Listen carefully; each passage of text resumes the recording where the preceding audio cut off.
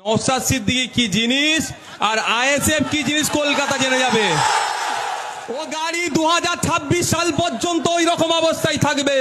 বিধানসভার গেটে ওই গাড়ি লাগিয়ে রেখে দেবো।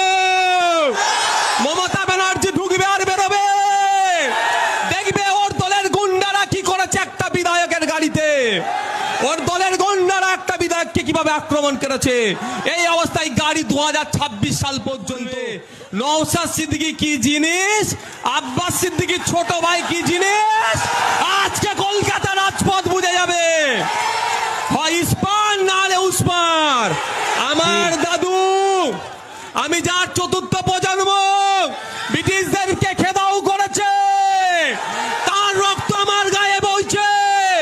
বাংলায় অরাজকতা আমি হতে দেব না।